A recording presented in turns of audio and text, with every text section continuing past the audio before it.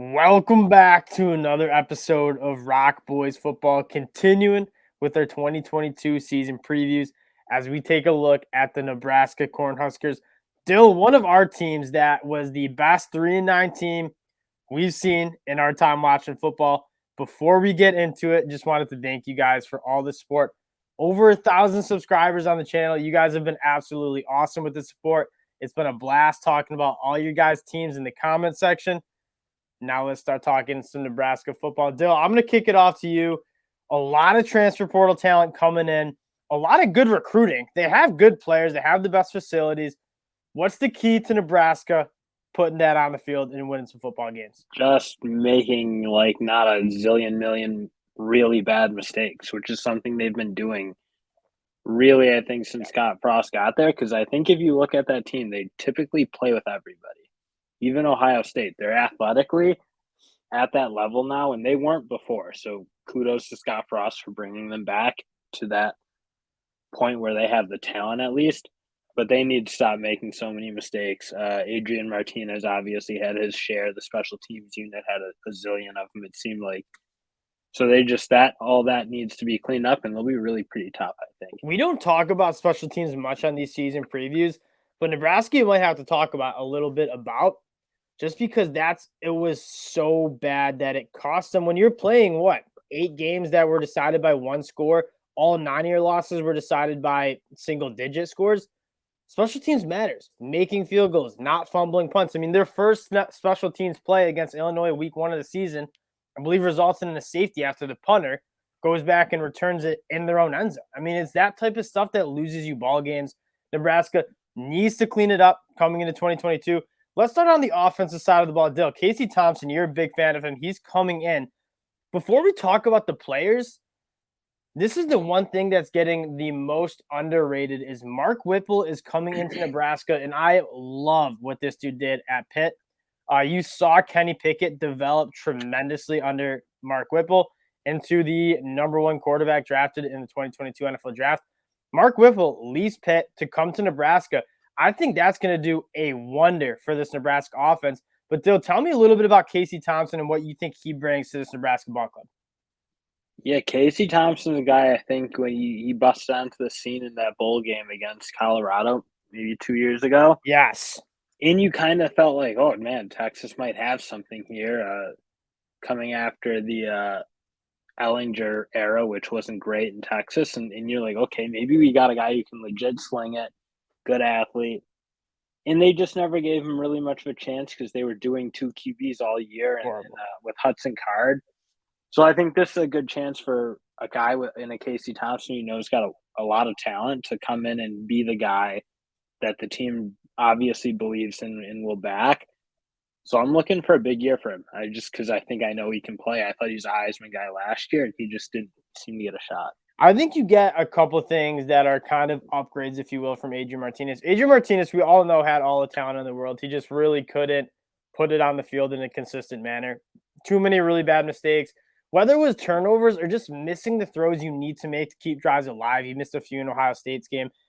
Casey Thompson, I think the first thing I want to say is he was good at Texas. This isn't a case of a guy transferring because he wasn't good. Obviously Quinn Ewers comes into Texas, kind of takes over that starting role, but completed 64% of his balls for over 2,000 yards, 24 touchdowns, 9 interceptions. He was good.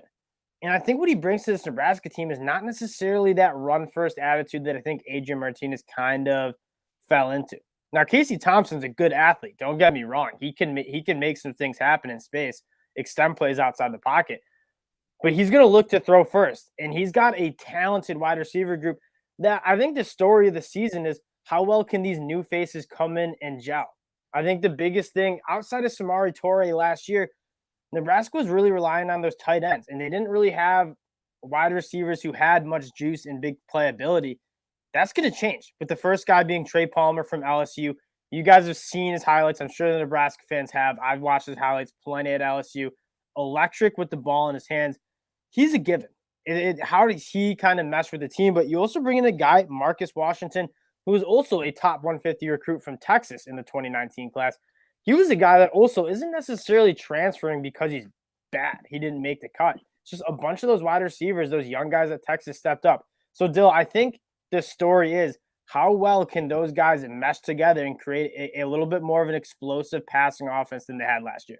And you're gonna need it because Casey Thompson is not a guy he's a guy who you want to be pushing the ball down the field, not throwing to tight ends exclusively. Granted, I do like that. I do think they have some tight ends still who can play. I mean, Travis Volevek, right? He was a big time recruit, so he should have some talent, He looked good in the spring game, I and believe, we'll as see well. what they can do. So I like what they have on offense, and it's going to be up to Casey Thompson. I think almost every team can be in that situation essentially where their quarterback needs to elevate this team to make to like the 9-3 kind of record that they Which is probably like want. so far not out of the route. Like the Big Ten West is absolutely wide open, and Nebraska looks like they'll have one of the more explosive offenses in the Big Ten West. A couple other guys in the passing. Oliver Martin's a guy a former four-star who's bounced around a little bit. He's coming into, I believe, his 5th year of college football. I look for him to kind of step up, and then you know what you got in a guy like Omar Manning, he's been solid for the Cornhuskers for a couple of years. And a guy that you just think will continue. The running back room is an absolute embarrassment of riches. I mean, they have so many guys. The one guy I'm going to highlight just because he's my type of back, Jaquez Yant. I mean, that dude needs to be fed the ball more. He averaged 6.3 yards a carry. I just finished up watching the Northwestern game. I mean, he doesn't go down. He's like a bowling ball who's all about to smoke between the tackles. He can bounce it outside as well. I think him, Ramir Johnson, kind of a little bit more of the smaller change of pace back, who's much better in the open space. Got a guy like Gabe Irvin who is good, and then Anthony Grant they scoop up from the JUCO levels. Was one of the best running backs at the JUCO level last year, and they got 4. And Marquise Stepp, I believe, still with the team. I mean, they got 4 or 5 guys who are really, really good. And Dill, I mentioned this pre-show to you. What I want to see Scott Frost do a little bit better, and this probably now will fall a little bit more on Mark Whipple, is they have a lot of good running backs. Ride the hot hand a little bit better. It seemed like these running backs were having good games, and then like Jaquez Yant in the Northwestern game, I know you guys won 56-7. He was feeling it. Like he should have had 20 touches, not 13 carries. And so like if there's a running back, Ramir Johnson fell into this category too, where I'm watching and Ramir Johnson's having a great game, and then they kind of pull him out to put in another running back.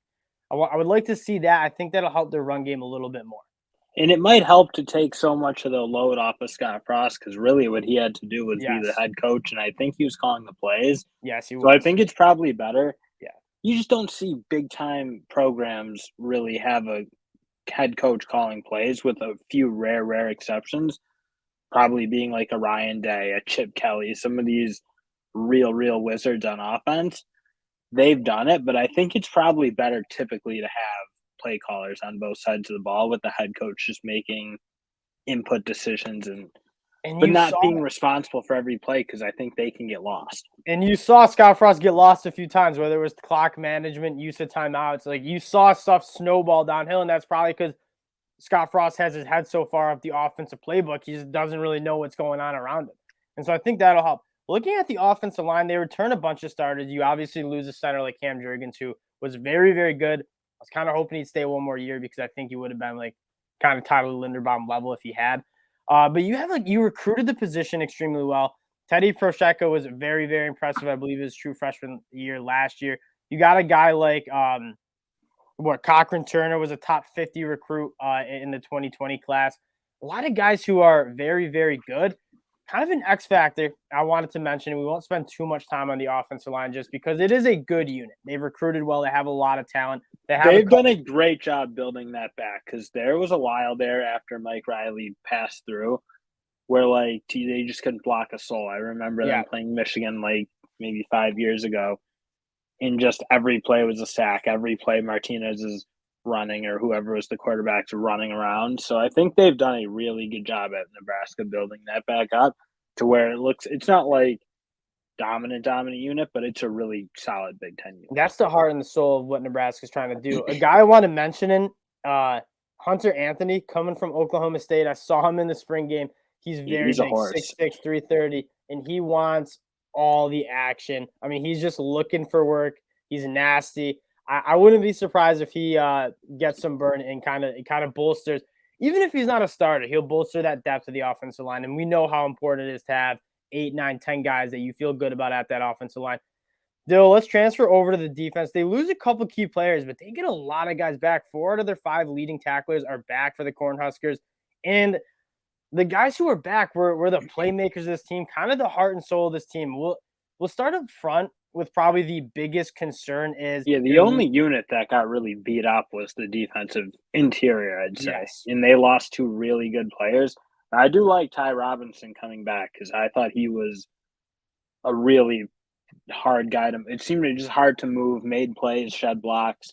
So he step up, be the leader of that defensive line because they're going to need it. And after losing the other, I think 3 guys were Ben really Stilley, productive. Damian Daniels are 2 guys that I thought should have been draft picks. Ben Stilley might have been, but like those guys were just so productive and so solid for the interior of that defensive line. Another guy that doing some spring reading that has been flashing is the Nash Hutmaker. Nash Hutmaker. Apparently a super strong guy, kind of the prototypical Nebraska interior defense line who's tough. He takes on blocks and he makes tackles. And that's what they're going to need. They're going to need to keep the linebackers free because that's the unit that's really good. I agree. You made a great point. Letting your linebackers go make some plays is going to be imperative because that is where the strength of the unit is. Take a look at those outside linebackers first. They're returning both their guys. Garrett Nelson, seemingly the heart and soul of that team, plays the game the right way, team captain, like a lot of what he got. He has an endless motor. And then Caleb Tanner, also a guy that really long arms. He's explosive. He's very good in space when they ask him to kind of drop back coverage. I think he needs to put on a little bit more weight because I see him kind of get mashed down in the run game a little bit. But I think those two both need to take a bit of a step into being really good pass rushers. Yes. I think, yeah, what you say about Garrett Nelson, like having the type of motor he has is huge because you saw when quarterbacks were breaking pockets, he was chasing them down. He was being tough to play with. Really active. But I think they both need to, I mean, Garrett Nelson, they both just need to hopefully get a little better and be more effective pass rushers because that was the one thing I think they kind of lacked was really dominant edge play. And I think both guys have the potential to be really good too. And then they addressed it with O'Shawn Mathis coming from TCU, which was a massive, massive transfer win. They had massive transfer wins across the board, but that might be the most important transfer win was O'Shawn Mathis. He was like crystal ball to Texas pretty much the whole way. Nebraska kind of comes out of nowhere and gets him. He's a guy that in 2020 had 10.5 sacks, 12.5 tackles for a loss, a very, very productive player who was on a lot of draft boards coming into 2021. And he's on draft boards coming into 2022. So he's a guy that you really would expect to kind of make an immediate impact in terms of the pass rush. And then the then the linebackers, you don't really need to say much about these guys. Nick Henrik and Luke Reimer were just absolute studs. Both of them had over 90 tackles. Pretty sure Luke Reimer had over 100 tackles. Those guys fly around the field. They make tackles. They're reliable. And the key at the linebacker spot is replacing Ty Doman, who's really, really good. Yeah. Joe Doman, sorry. But he was obviously great for Nebraska last year and what he can do. And I think what's going to work out well is Isaac Gifford is a really good athlete. I think he showed what he can do in the spring at least.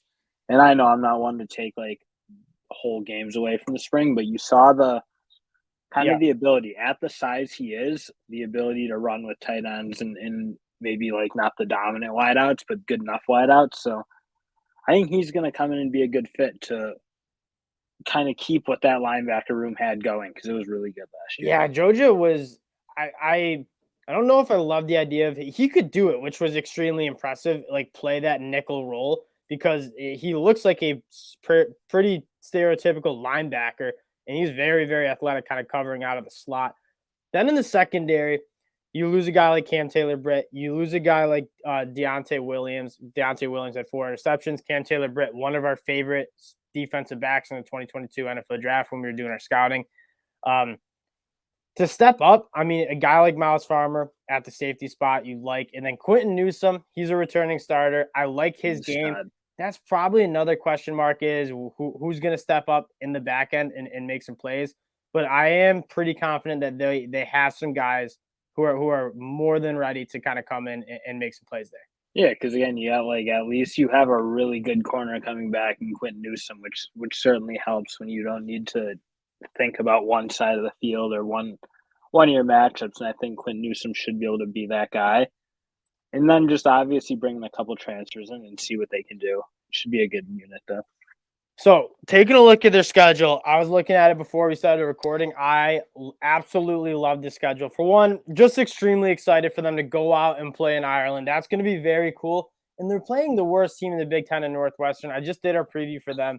Northwestern, there's not a very optimistic outlook for Northwestern, let's say that. If Nebraska's as good as we think they are and their talent kind of produces on the field, that should be an easy win. North Dakota and Georgia Southern, you take care of them. If you're 3-0 in the middle of September with the Sooners coming in to Lincoln, that is going to be an absolutely electric environment. And I mean, there's a lot of questions about this OU team. I know you're very high on them, Dale, but I mean, new quarterback, new coach, new coordinators, a lot of new faces on both sides of the ball. I'm not outlying or out. I'm not ruling out Nebraska being able to win that game. I mean, it was very close last year, and Nebraska looks to be a better team this year. I mean, Nebraska, frankly, I think they can play with almost anyone if they just can be more solid. I wouldn't write them off against a single team. And the key is they do avoid that Ohio State cross-conference game in the Big Ten East. And so the schedule actually looks pretty good. I mean, Indiana, you should be taking care of them. Rutgers, you should be taking care of them. Purdue on the road will be tough. That air raid offense for Purdue is very good. We just previewed them.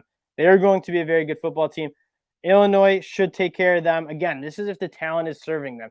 And then Minnesota coming to you guys. And if you guys are 7-1 with Minnesota coming in, Minnesota is a team that has a lot of question marks. That offense was absolutely brutal. Then you're on the road at Michigan. That'll be a tough one. And then Wisconsin, and then at Iowa. That at Iowa game, that needs to be a revenge game. That the Nebraska fans have to have nightmares from after 2021. Yeah, exactly. So it's looking up for Nebraska. Nebraska has absolutely some of the best fans in the country. Obviously, we were out there last fall. Electric environment. They know how to do college football in Nebraska. And they deserve a good season. And I think they're the kind of the sky's the limit here. There's only one team, Michigan, on the road where it's like I'm really penciling that in as a really tough game.